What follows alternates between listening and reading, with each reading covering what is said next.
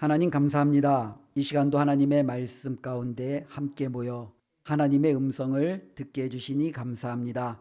하나님의 뜻이 무엇인지 깨닫고 분별하며 하나님 우리의 삶 가운데서 하나님의 말씀에 순종하며 살아갈 수 있는 은혜와 믿음을 허락하여 주시옵소서. 예수님의 이름으로 기도드리옵나이다. 아멘. 예레미야 선지자는 그 이름의 뜻이 여호와께서 세우신다라는 것으로 우리가 계속적으로 살펴보았습니다. 그리고 하나님은 예레미야의 이름에 합당하게끔 특별히 5절 말씀에 보면 내가 너를 선지자로 세웠다라며 예레미야를 하나님의 선지자로 세우셨습니다. 이제 하나님 앞에 선지자로 부름받고 세움받은 그는요, 하나님의 놀라운 사명을 감당하면 되는데, 이 예레미야는요, 하나님의 이 음성을 듣자마자 그 가슴 속에 아주 깊은 한숨이 나오는 거죠. 그냥 이게 뭐겠어요? 하나님 기쁘다는 뜻은 아니겠죠. 하나님의 그 말씀을 내가 받아들이기 어렵다라는 거예요. 하나님, 저는 너무너무 어립니다. 하나님, 저는 주님의 말씀을 감당할 수 없습니다. 이것이 바로 하나님이 그를 부르심에 대한 예레미야의 답변이었습니다. 그런데 그 예레미야의 답변에 대해서 하나님은 다시금 또박또박 말씀해 주시는 거예요. 내가 나기 전에, 내가 잉태되기도 전에 내가 너를 선지자로 세웠고 너는 아이라고 하지 말라. 내가 너에게 내 말을 입에 둘 것이다. 너는 사람들을 두려워하지 말라. 내가 너와 함께 할 것이고 너를 그들의 손에 넘겨주지 않을 것이고 구원해 줄 것이다. 이것이 바로 하나님께서 예레미야에게 주신 말씀이었습니다. 그러면 이제 예레미야가 하나님 앞에 그러면 하나님 알겠습니다. 제가 주님의 부르심에 제가 순종하겠습니다. 이렇게 나아가면은 아마 11절부터 오늘 읽은 19절의 말씀은 우리 가운데 그렇게 필요하지 않을 수도 있습니다. 그런데 여전히 예레미야는요, 하나님의 말씀에 대한 확신, 부르심에 대한 확신이 없었어요. 그래서 하나님은 그것을 알았지요. 그래서 하나님은요, 11절에 보면 여호와의 말씀이 또 내게 임하니라. 13절에 여호와의 말씀이 다시 내게 임하니라. 하나님이 계속적으로 예레미야에게 확신과 설득과 그를 하나님께서 세우시는 분명한 이유에 대해서 말씀하시고 또 말씀하시는 것을 우리는 볼 수 있습니다. 특별히 우리가 선지자, 때로는 제사장, 때로는 예수님의 제자, 그리고 우리가 교회 안에서도 목사님, 때로는 장로님, 그러면 저들은 나와 좀 특별한 사람, 좀 다른 사람, 그런 식의 인식을 하는 경우가 종종 있습니다. 저도 어렸을 때 이게 학창 시절을 보낼 때 교회 안에 믿음이 좋은 친구들이 있잖아요. 믿음이 좋은 친구들이 있으면은 어른들이 뭐라고 하냐면 신학 한번 해봐, 목사 한번 해봐, 선교사 한번 해야지, 이런 이야기들을 교회에서 많이 때로는 전하기도 하고 또 이런 이야기가 오고 가는 것을 들었던 적이 있습니다. 아마 우리의 인식 가운데에는 남다른 하나님에 대한 열정이 있고 남다른 하나님에 대한 지혜와 지식이 있고 또 인격적으로 어느 정도 이제 다른 사람들과 좀 구별되어지는 특별한 것이 있으면 하나님은 그를 선지자로, 제사장으로, 때로는 예수님의 제자로, 때로는 하나님의 일꾼으로 세우시는가 보다라는 인식이 우리들 가운데 불현듯 나타나는 경우가 종종 있습니다. 그런데 성경을 우리가 자세히 보면 결코 그렇지 않은 모습이 훨씬 더 많아요. 오히려 하나님 앞에 부름받은 사람들을 보면 그들이 우리보다 뭔가 특별함이 있어서 하나님이 세우셨다라기보다는 그들도 우리와 똑같이 부족하고 연약함에도 하나님이 그를 세우셔서 선지자로, 제사장으로, 예수님의 제자로 온전히 만들어 가시는 과정이죠. 우리가 그토록 잘 아는 믿음의 조상 아브라함도요, 그가 처음부터 하나님 앞에 100% 끝까지 모든 것을 다 순종한 것은 아니었습니다. 그도 처음에는요, 하나님의 말씀에 순종할 때도 있었지만 하나님의 말씀을 떠나 자신의 생각과 판단에 따라 행동했던 때도 참 많이 있었습니다. 그래서 겪지 않아도 될 여러 가지 어려움들을 겪게 되죠. 아내도 빼앗겨 보기도 하고 때로는 원치 않는 자녀가 태어나서 가정에 불화도 나타나기도 하고 책임지지도 못하는 그 자녀 때문에 때로는 소갈이도 할 수밖에 없었고 어쩌면 이 아브라함에게도 우리와 똑같은 실수와 연약함이 있었던 거죠. 모세도 이스라엘 백성이 가장 위대한 지도자, 선지자로 꼽으라고 한다면 이 모세를 꼽습니다. 그러나 모세 역시도 처음부터 하나님 앞에 부름받았을 때 그는 두 손 두 발 다 들고 절대 안 된다라고 하나님 앞에 정말로 막아섰던 자신의 그 모습을 우리는 볼 수 있습니다.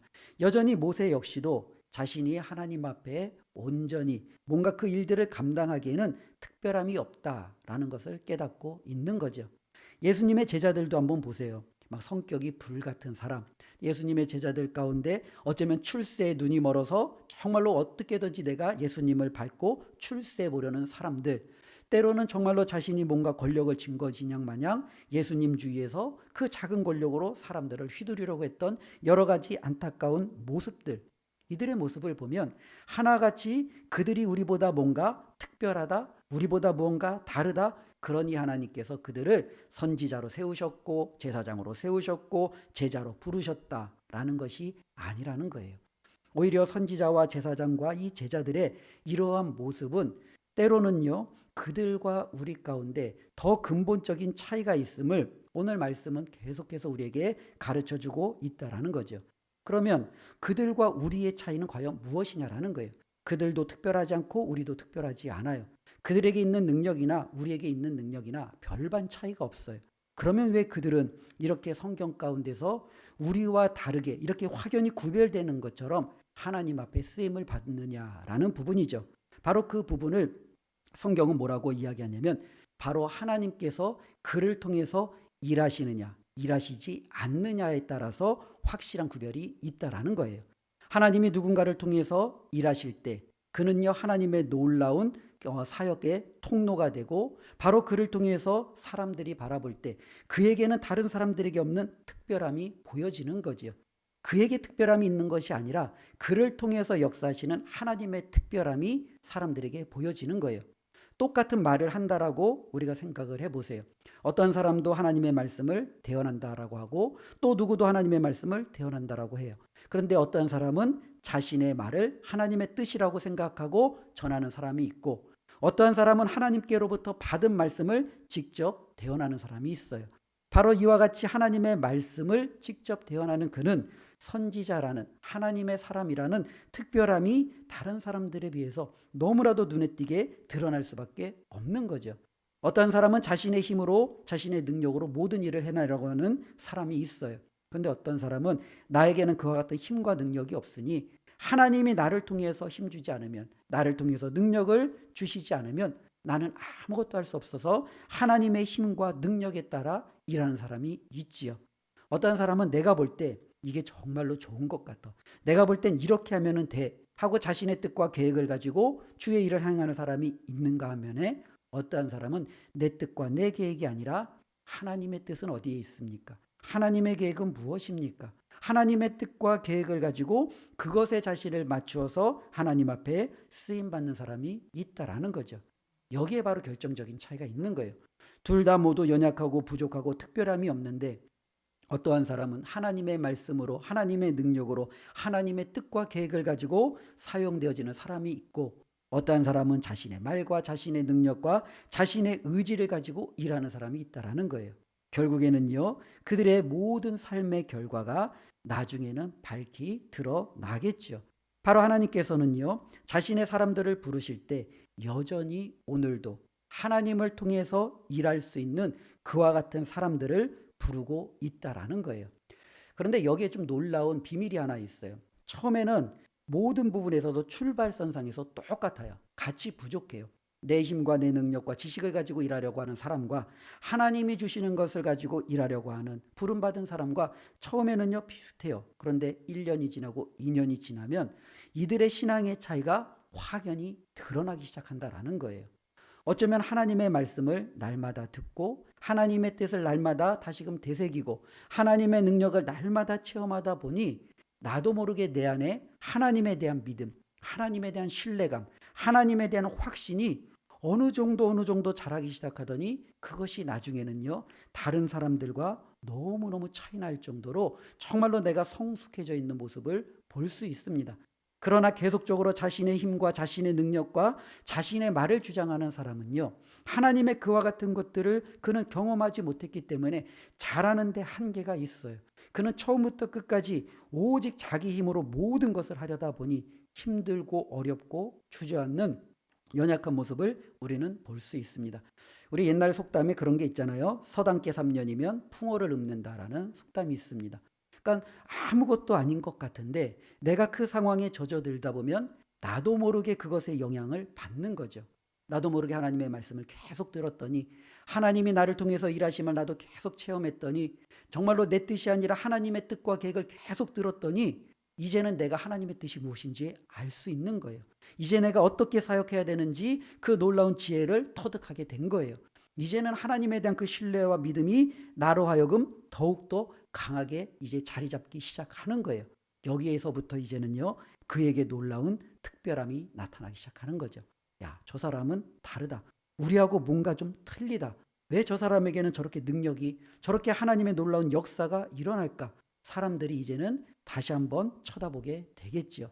바로 하나님께서는요, 자신의 사람을 부르실 때 처음부터 그에게 있는 무언가가 특별함이 있기 때문에 부르시는 것이 아니라 그런 특별함이 없다 할지라도 우리가 그것에 하나님 앞에 부름 가운데 노출되어지고 또 날마다 듣고 하나님의 정말로 그 부르심에 우리가 조금씩 반응하다 보면 나도 언젠가는 정말로 선지자처럼 제사장처럼 예수님의 제자처럼 하나님 앞에 특별하게 쓰임받는 놀라운 은혜를 가질 수 있다는 이 사실을 우리가 기억했으면 좋겠습니다. 특별히 오늘 11절부터 19절은요. 다시 하나님께서 예레미야에게 또 말씀하세요. 그리고 이제 이 예레미야를 이제 하나님께서 다시금 이제 부르시고 또 이제 설득하는데 우리가 누군가에게 일을 이렇게 맡길 때 그 사람이 처음부터 이게 승낙을 하면 전혀 어려움이 없는데 정말로 맡기고 싶은데 그 사람이 승낙하지 않으면 우리는 이러저러한 많은 방법들을 동원을 하잖아요. 때로는 회유하기도 하고 협박하기도 하고 당근과 채찍을 제시하기도 하고 내가 왜 너와 일해야 되는지 장황하게 그 이유에 대해서 설명하기도 하고 이러한 모든 것들을 다 하지 않습니까? 지금 하나님께서 11절부터 19절은요. 예레미야에게 다시 한번 그를 설득하고 그를 부르시는 하나님의 그 마음을 온전히 표현하고 있다라는 거예요. 그래서 오늘 본문 말씀 보면 이 하나님께서 예레미야에게 크게 이제 3번 다시 한번 그를 설득해가는 과정을 우리에게 보여주고 있는데요. 특별히 누군가가 저와 여러분들에게 큰 일을 맡기셨다라고 한번 생각해 보세요. 야, 이게 내가 감당할 수 있을까? 내 능력으로는 이게 좀 부족한데 누군가가 나를 정말로 믿을 만한 사람이 나와 함께 한다면 내가 이 일들을 조금 감당할 수 있겠다라는 판단이 들을 수도 있어요. 그런데 내 주위에 혹시라도 나와 함께 이 일들을 감당하도록 도와줄 만한 사람이 없으면 그 일을 맡는 것이 너무너무 부담스럽지요. 때로는 어떤 특출난 사람이 나를 도와주겠다라고 하는 거예요. 아, 그래 한번 맡아볼까? 근데도 또 한편으로는 의구심이 들 수 있어요. 저 사람이 처음에 나 도와주겠다고 하다가 어느 정도 지나서 완전히 손 떼버리면 나 어떻게 되는 거야? 나 혼자 아무것도 이러지도 저러지도 못할 것 아니야. 그러면서 또 막상 그 일을 맡기가 굉장히 좀 어렵지요. 지금 예레미야는 어쩌면 그와 같은 마음이 있는 거예요. 하나님이 나를 부르셨다라는 것을 들었어요. 내가 정말로 태중에 낳기도 전에 하나님이 나를 짓기도 전에 하나님의 선지자로 세웠다라는 걸 들었어요. 하나님의 뜻이 어디 있는지도 알았어요. 그래서 내가 하나님 앞에 선지자로 부름받고 그래 하나님 제가 가겠습니다. 제가 하나님의 말씀에 순종하겠습니다. 제가 정말로 주님의 뜻을 이루겠습니다. 라면서 그의 민족에게로 나아갔어요. 그래서 하나님의 사역을 딱 감당하려는데 감당하는 순간에 갑자기 하나님이 사라져버린다면 더 이상 하나님이 예레미야에게 나타나지 않는다면 하나님이 예레미야가 이제는 알아서 하도록 그 모든 것을 예레미야에게 전적으로 다 맡겨버린다면 이 예레미야는 어떻게 되겠습니까? 두려운 거죠. 하나님이 지금은 나에게 이렇게 확신 있게 모든 것을 내가 책임지마 해놓고선 막상 하나님께서 뒤로 쏙 빠지시면 자기는 어떻게 되느냐? 너무너무 정말로 그 부분에 대해서 그는 확신이 필요했습니다. 그래서 하나님께서는 오늘 그 예레미야에게 내가 너를 결코 떠나지 않고 내 말을 너에게 확실하게 이루어 주겠다라는 그 확실한 증표로 이 예레미야에게 맞는 설명을 주시는 거예요. 그래서 11절과 12절 말씀을 보면 이 말씀을 처음 읽을 때 조금 애매해요. 여호와의 말씀이 또 내게 임하니라 이르시되 예레미야야 내가 무엇을 보느냐 하시매 내가 대답하되 내가 살구나무 가지를 보나이다. 여호와께서 내게 이르시되 내가 잘 보았도다. 이는 내가 내 말을 지켜 그대로 이루려 함이라 하시니라. 무슨 소리예요?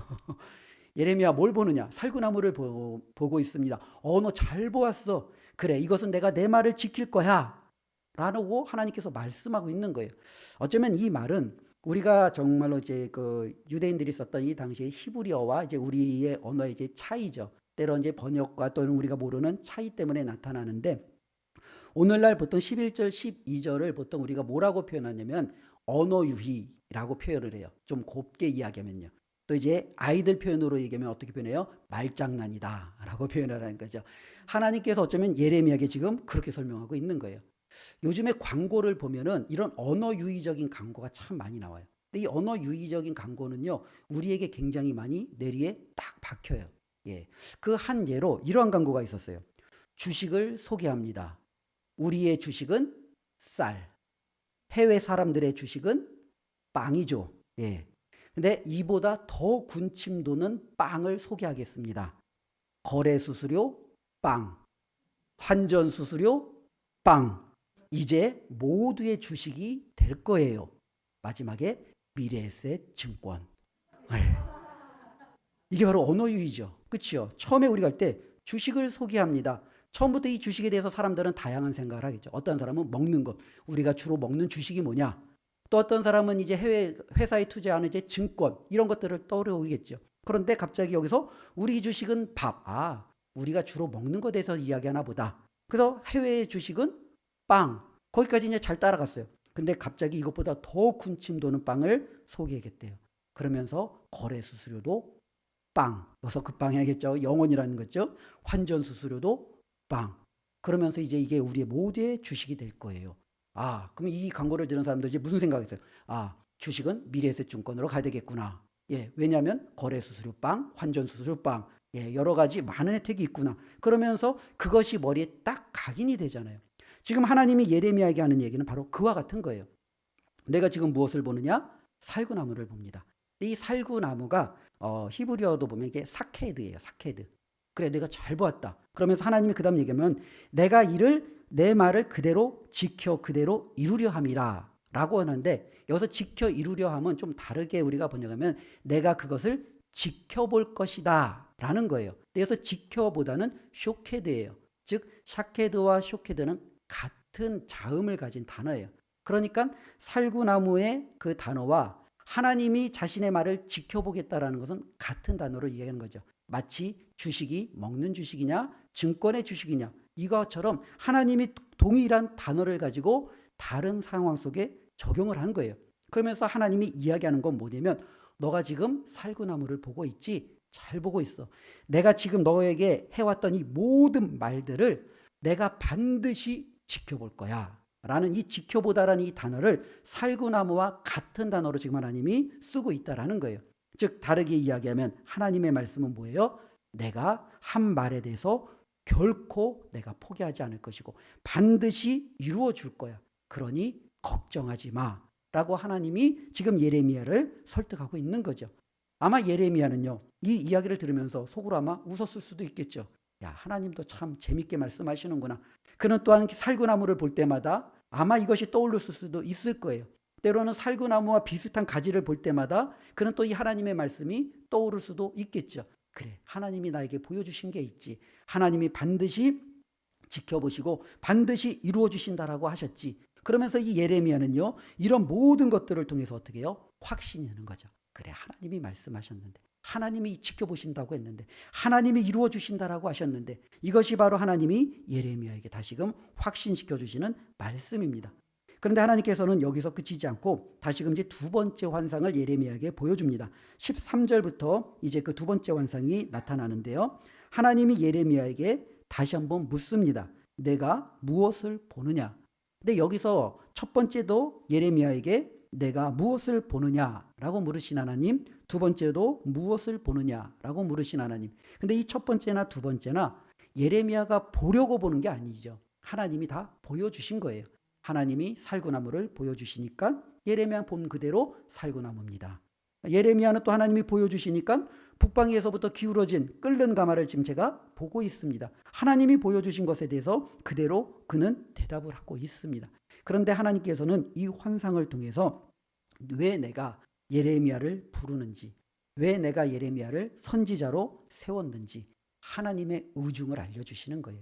지금은 하나님께서 내가 왜 너를 이스라엘 백성에게로, 유다 백성에게로 보내려고 하는지 하나님이 자신의 그 마음을 예레미야에게 알려주고 있는 거예요. 그러면서 하나님께서는 그 말씀에 대해서 설명을 쭉 해주시는데요. 14절, 15절 제가 한번 보겠습니다. 여호와께서 내게 이르시되 재앙이 북방에서 일어나 이 땅의 모든 주민들에게 부어지리라. 내가 북방 왕국들의 모든 족속들을 부를 것인즉 그들이 와서 예루살렘 성문 어귀에 각기 자리를 정하고 그 사방 모든 성벽과 유다 모든 성읍들을 치리라. 여호와의 말이니라. 예, 하나님께서 그 환상을 보며 그 환상에 대해 이제 설명을 해 주시는 거죠. 그래, 내가 잘 보았다. 북방에서부터 이 끓는 물은 바로 내가 이스라엘 백성, 유다 백성들을 향한 나의 진노의 심판이다.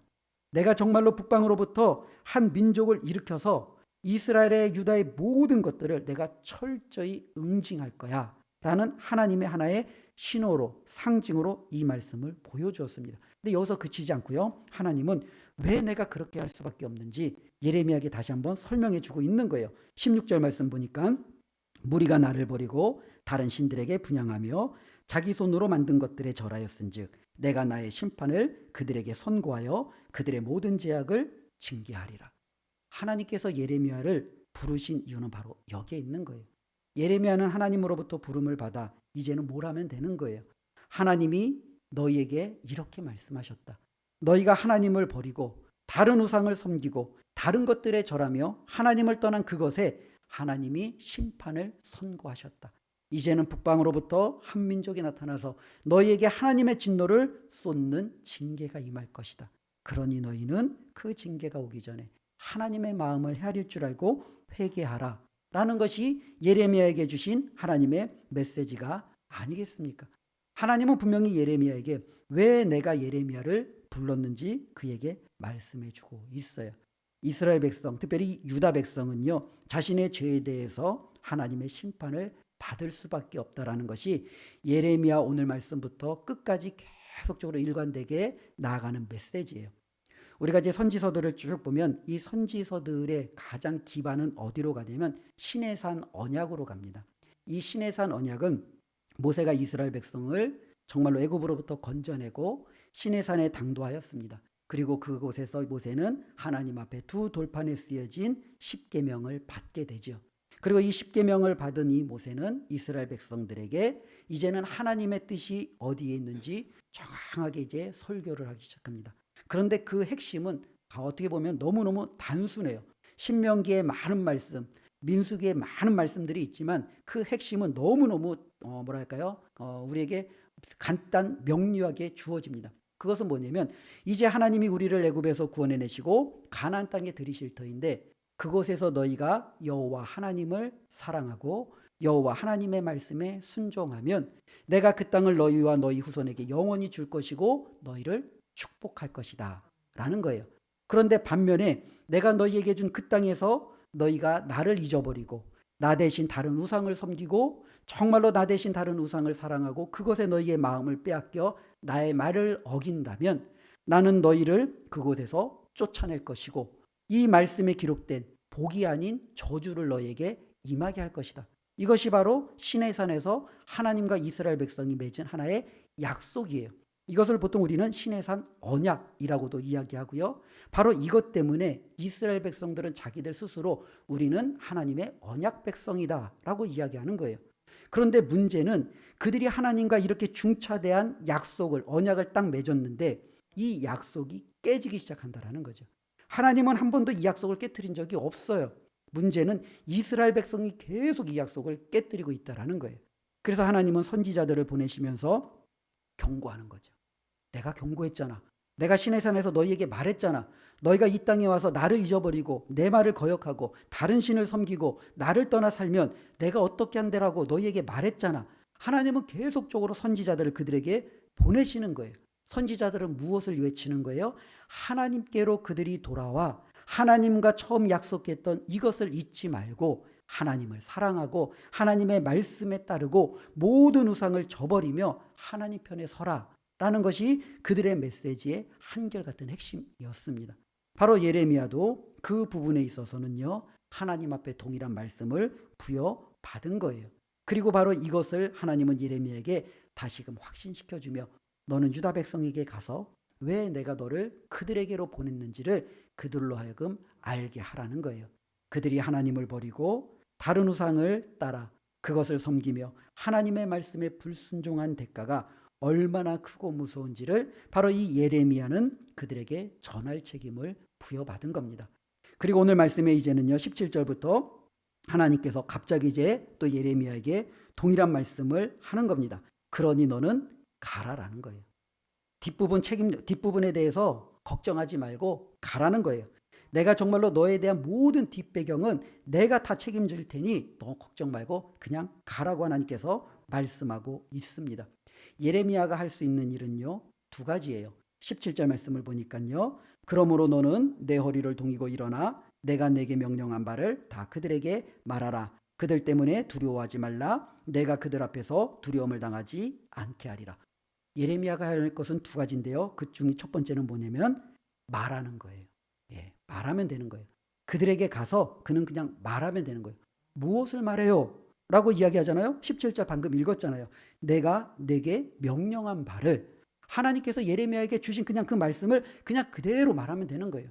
그러니까 하나님께서 예레미야에게 무언가 엄청난 것을 그가 감당할 수 없는 무언가를 요구하시는 게 아니에요.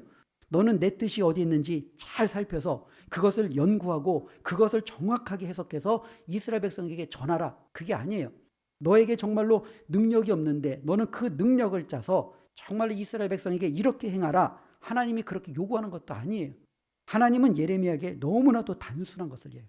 가서 말하라는 거예요.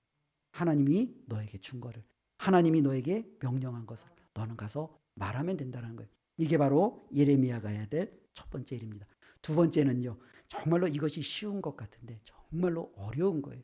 그렇지 않겠습니까? 모든 사람이 하나님을 같이 섬길 때 우리 하나님을 찬양합시다 라고 이야기하는 것은 쉬워요. 그런데 모두가 하나님을 섬기지 않고 바알을 섬기고 있을 때 바알을 섬기는 자에게는 멸망이, 그러니 그것을 회개하고 하나님께로 돌아와야 합니다 라고 외치는 것은 정말로 어려워요. 어쩌면 이것은 목숨을 건 용기도 필요할지 모르겠습니다. 그렇기 때문에 그가 그들에게 가서 이 하나님의 말씀을 있는 그대로 선포한다는 것은 상당한 부담감과 두려움이 그를 엄습해 올 수 있지요. 그래서 하나님은 예레미야에게 이야기합니다. 말하는데 그들 때문에 두려워하지 말라는 거예요. 그들 때문에 걱정하지 말라라는 거예요. 그러면서 하나님은요, 18절, 19절에 계속적으로 하나님이 내가 너를 책임져 주겠다 이렇게 약속하는 거죠. 내가 너를 견고한 성읍, 새 기둥, 노성벽이 되게 하겠다라는 거죠.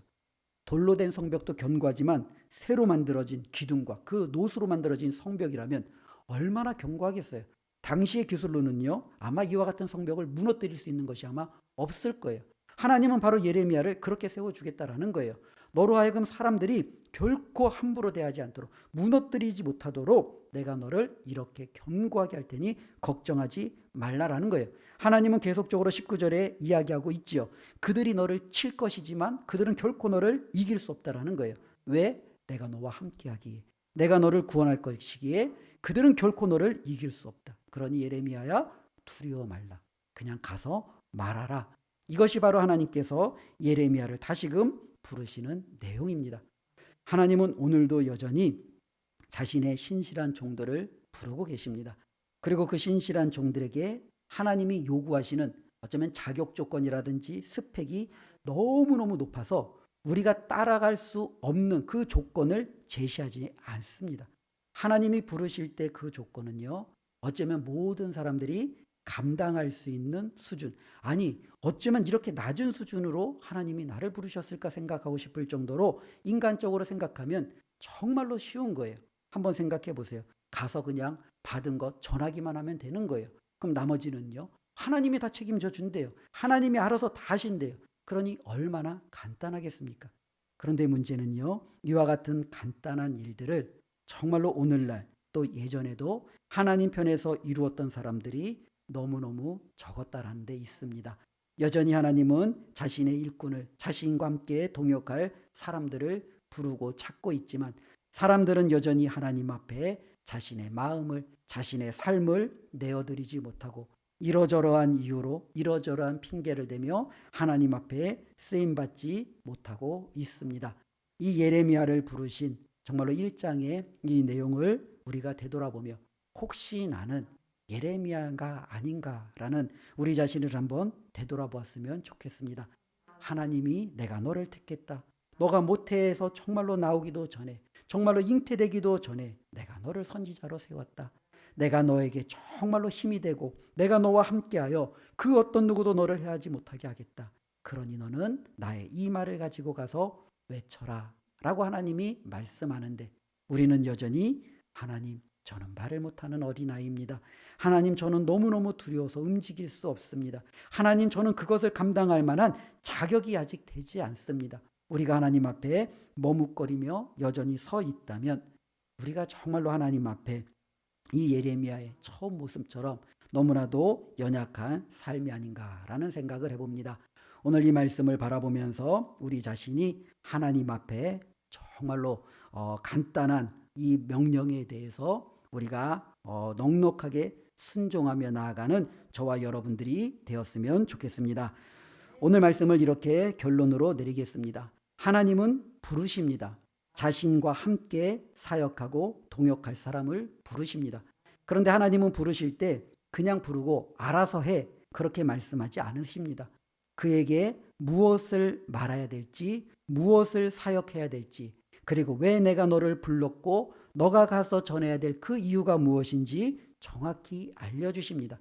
그리고 하나님은 이제 내가 너를 불렀고 이제 알려줬으니까 혼자가 결코 그렇지 않아요. 언제나 하나님은 그와 함께 동행해 주셔요.